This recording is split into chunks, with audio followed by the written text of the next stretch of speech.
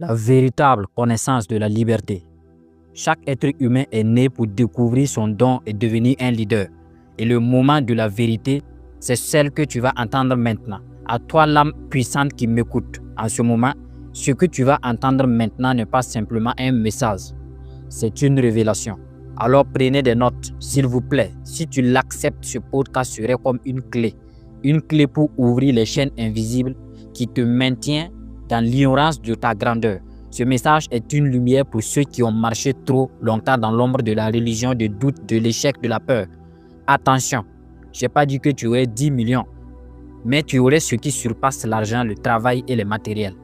Et la véritable connaissance de la vérité, elle s'apprend, elle se découvre.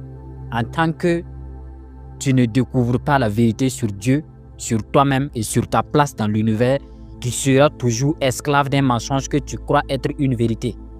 Je ne suis pas trop religieux, mais permettez-moi de citer un verset biblique très important.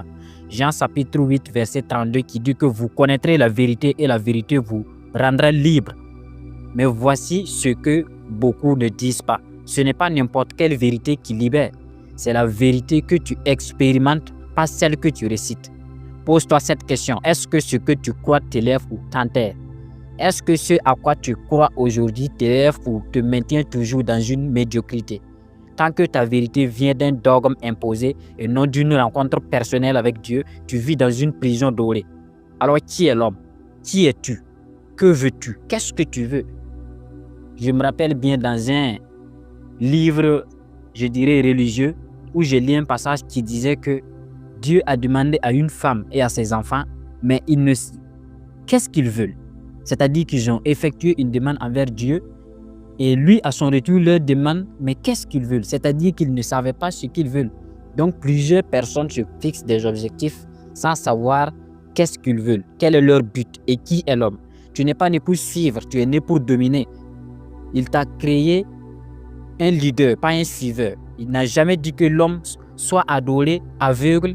Il a dit, faisons l'homme à notre image, selon notre ressemblance et qu'il domine.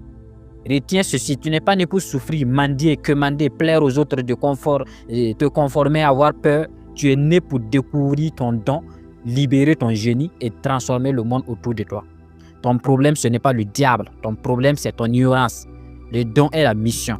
Tu es né avec une capacité unique. Il y a une grande différence entre ton travail et ton don. Et ton don est ta raison d'exister. C'est ce que tu sais faire naturellement, avec excellence, sans diplôme, sans effort, mais avec une puissance.